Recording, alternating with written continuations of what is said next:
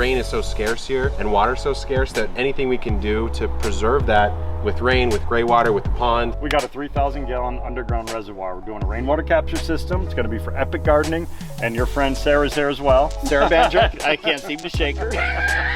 I have dreams of a flagstone patio Me for too. you, for a fire pit. This is water the way nature intended it. That's what I love about this system. It is a complete little microcosm of life.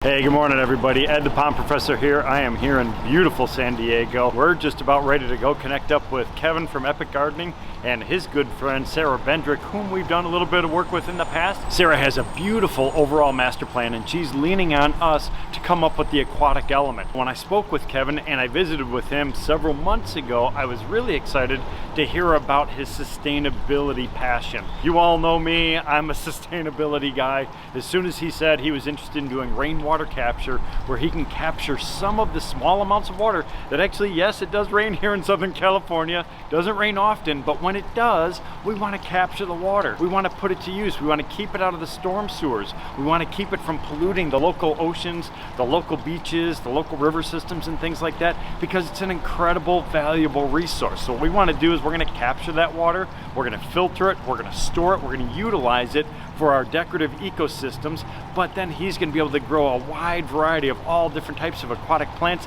that he hasn't even started touching yet. As soon as you start getting into that aquatic element, it opens up a whole new world of options from a planting perspective. Completely looking forward to this project. We have some incredible things that are going to be happening. I know it's going to be busy, busy, busy as usual, but it's going to be a good one.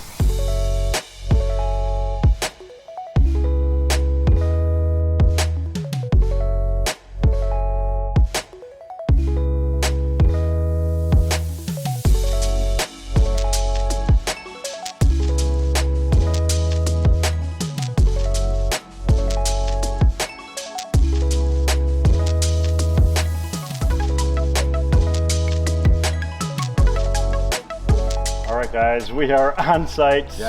Super exciting. We've been talking about this for a while, but today's the day we are breaking ground, and I am really excited. I know we had kind of a rough initial plan. Sarah, you came in, we kind of tweaked some stuff because you have really the overall master plan, and you've been working heavily with Kevin, coordinating all these pieces because there's a lot of moving parts here. Yeah, so we have a lot going on. We're doing a brand new pathway, which I've been trying to coordinate with bringing the machinery over. So we're gonna hold on the pavers so you guys can get all the pond in. It's mostly adjusting because there's different utilities. I want to pull 10 feet off of the fence, and then it's about 16.5 feet off of the house, and that's going to give us enough space to where we want to excavate it. I have dreams of a flagstone patio for you, for a fire pit. So I want to make sure that those are all spaced out correctly so that the pond can work around it and they feel really integrated. Now, Kevin, you mentioned the main thing we have to watch out for is that initial rainwater system over here, correct? Yeah. I mean, there's a lot, like you were saying, and you were saying, Sarah, we've gone back and forth because there's a lot of different things I'm trying to do. Maybe I'm trying to do a little too much, who knows? It's a huge yard. But the yard's big. There's a 4-inch line going into this huge rainwater tank, and that's kind of how we started getting talking anyways, is rain is so scarce here and water so scarce that anything we can do to preserve that with rain, with gray water, with the pond, that's what I'm trying to do, and it gives me an entirely new ecosystem that in SoCal you really don't get to play with a pond very much. Yeah, exactly. I think this will be great, but I think one of the changes that we came up with, actually, Sarah, you mentioned trying to hide that big tank, which I think is going to be perfect because we're going to generate a lot of soil. Yeah. So we got a huge excavation coming out. So now we could take all that soil, put it back around the tank, and then create a waterfall, right? Yeah, I'd like to pick out some really nice big boulders to start the waterfall with so it feels like it's natural, and then build it up with the fill soil that we're going to pull out. Because we're going to have most of this area have waterfall and pond over here, that blocks off a lot of this side of the yard. So I think it'll be really important to bring that bridge in there so that if you're in the fire pit area, you can pop over easily to the other parts of the yard. I think that's a great idea. I love it. Plus, they're really cute. They're so cute. I'm stoked. So I know Carl is itching to get digging. We're going to push the rest of the wood chips away. Yeah. We'll kind of mark everything out on the ground. We'll paint that footprint. We'll start digging, moving soil, and I got a lot of aqua blocks to build. All right, let's do it. All right. Yeah. The cavalry has arrived. Carl is here with Columbia Water Gardens. He is our local contractor, and he also brought the big guns. So we have a mini excavator here, which is going to make our job a lot easier. All right, Carl, what's going on, buddy? It's been a day. are you? Welcome to California, sunny and 70. What am I doing down here? You're like, you got aqua block. We got a 3,000 gallon underground reservoir. We're doing a rainwater capture system. It's going to be for Epic Gardening, and your friend Sarah's here as well. Sarah Bandrick? Yes, exactly. I can't seem to shake her. I worked with her on I Hate My Yard when she first got started in TV. Oh my gosh. This will be a great reunion and another good project for the I got books, to right? work with her and her parents in San Diego back in March of this year. Yeah. Greg Woodstock came on down. We had this big collaborative event and we put a pond in her parents' front yard. And so now this is the second time I'm working with her this year. Why don't we just make her a CAC and get it over with? Absolutely. Actually, I saw she just put in a small waterfall on one of her projects. Did she? She did. Let's get the machine unloaded, all right? All right.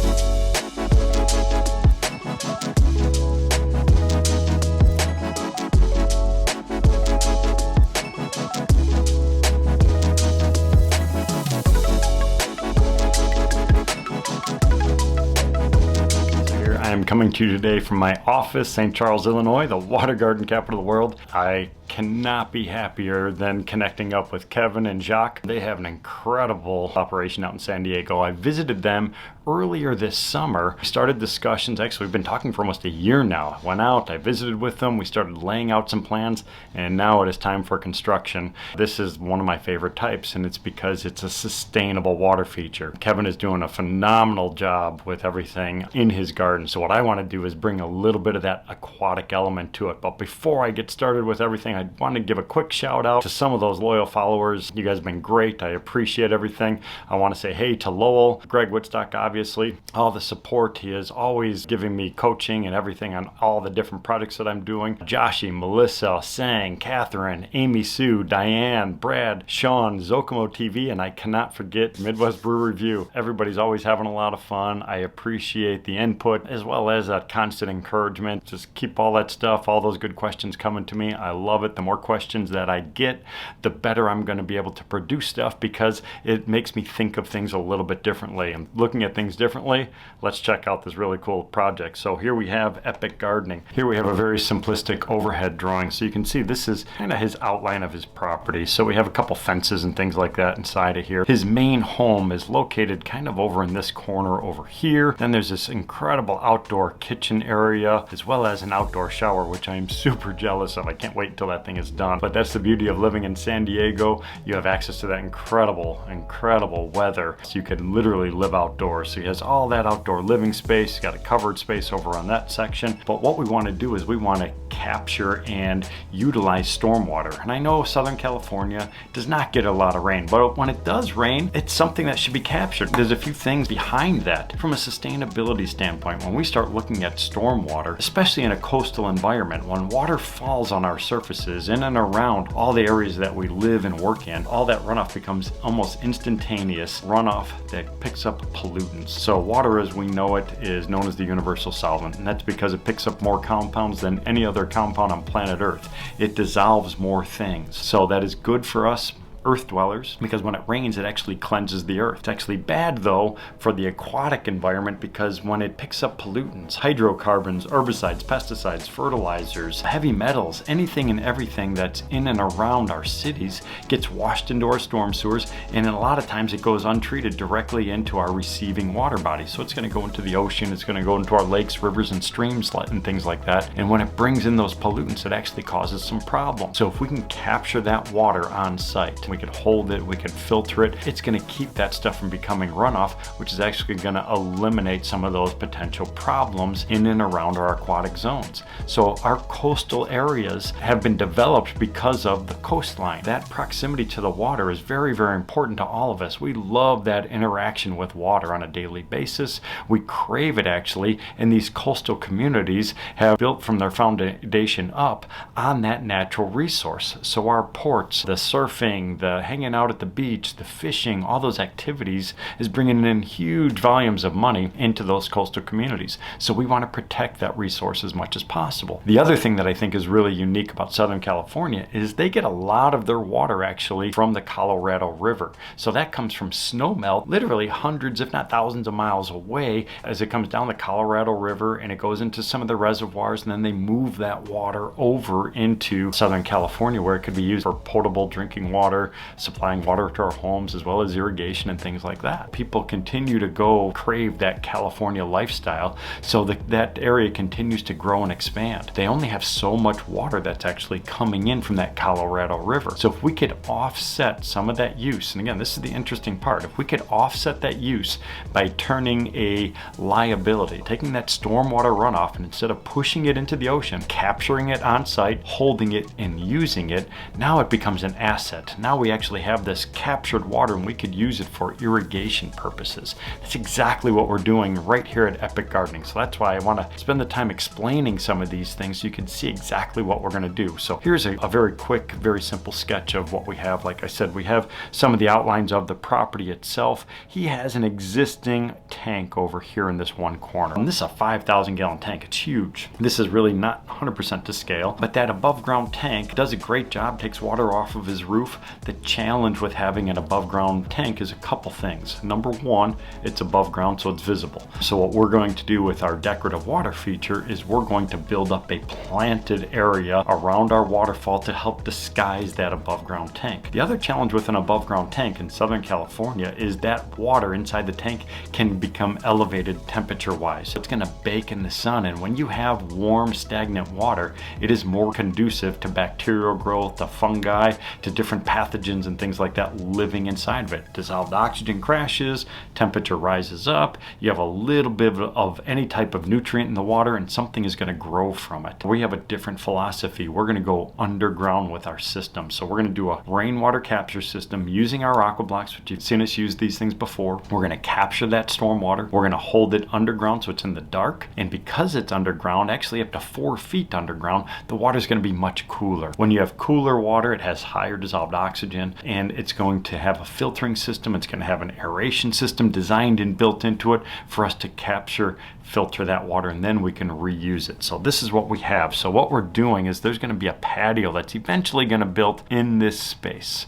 Sarah Bendrick, a phenomenal landscape designer, contractor in California, does incredible work. So she and her team are going to be putting in this beautiful flagstone paving system. So they're going to come in here with all these natural stones and all that type of stuff. But what they're going to do is they're going to leave openings in between the joints of the flagstone. So this is going to give it a little bit of a rustic look. So when it rains, water will fall through those joints of the pavers and it's going to go into that underground reservoir. Once we have that water captured, then we can recirculate it, which is what I have here. So we're going to take, we have our pump vault over in here. We're going to pump our water all the way up here to the top to our biological filter. That's going to detoxify the water using bacterial treatments, using biological filtration. That water then is going to re-enter the pond system through a series of little cascades. It's going to go into a little pooling area, and then it's going to go again into that main pond. It's going to continue its cycle going all the way around, and then it's going to make its way down into that lower reservoir. So there is going to be a unique catchment point over here where that water actually has to trickle itself back down into that reservoir. So I actually have another kind of a cross-sectional view here to show you a little bit better what this is going to look like from the side view, and I think this is the more important one. You can see these little blocks. These are the aqua blocks. Again, we've used these on a lot of different projects. They're very, very versatile. They create a structural void space. We're going to have a 3,000 gallon underground reservoir. This is going to be our pond over on this side, and you can see we have that little blue line coming across. So that's going to be our cascading waterfall. So this pond system over on this one side is going to get water that's going to go through that filtering system.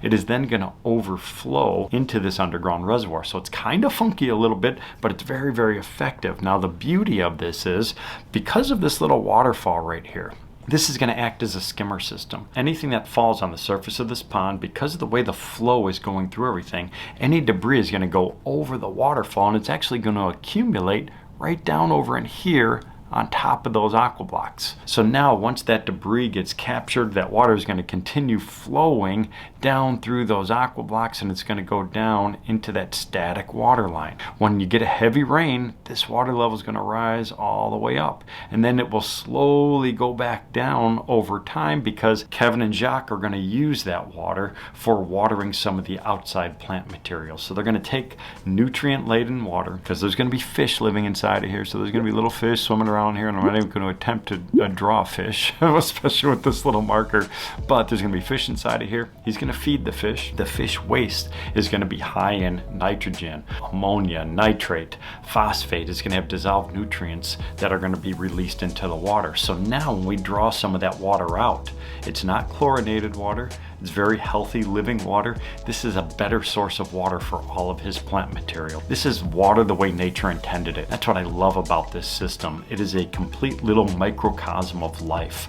This is a very impromptu and interruption to your video. Brian Helfrich and myself are excited to announce the Aquascape Hands-On Academy. And this is the hands-on area right here. This was originally created for the Sandbox Studio for the Aquascape Artists of the Year, but it's going to be turned into a training academy for all people that want to be contractors to come and learn with our crew. You're going to see Chris, our crew, and how they build a one-day pond, and we're going to show you how to do it in 4 hours. We're going to have bleachers over here. People are going to be able to get inside, get their hands dirty. Besides the 11x16 or 8x11, whatever we decide to do for the one-day pond, we're also going to put in fountainscapes and a pondless waterfall. Come to the Aquascape Hands-On Training Academy this winter and work with us in a sandbox, actually getting your hands dirty and learning how to have a career with water features. Don't you want to tell them about the other day? It's 2 days! The classroom day. One day is going to be hands-on in the sandbox. The other day is going to be how to actually run a water feature business. Everything you need to know, 30 years of experience, 26 years at the helm, building water features, designing water features, selling water features, marketing water features, promoting water features, everything to do with running a water feature business. You said a lot in a short amount of time. We're going to have a lot in 2 days. Register, check out the link below. And now, back to the vlog. Now, once we have a pumping system, and this is what our little pump is over here, the pump is located at the very lowest point in the entire system, and that's going to allow easy access to all this water that's going to flow its way all the way into the pumping system, and then it gets pressurized and it gets delivered all the way up to our waterfall. Now, what I think is wonderful about this is we're going to tee off of this pipe. So we're going to come in here with a series of tees and a couple valves, and we're going to put a booster pump in place. The booster pump will increase the pressure, and this will allow him to access the water for water usage, for irrigation, drip irrigation, water from his hose, whatever he wants to do with that water in and around the property. This is going to be a really, really cool project. There's a lot of funky details that are happening here. We're going to start by installing this underground reservoir. Then we're going to start working on that beautiful decorative water feature to complete this fully sustainable backyard renovation, which is going to be epic because it is at Epic Gardening. Stay tuned for this one.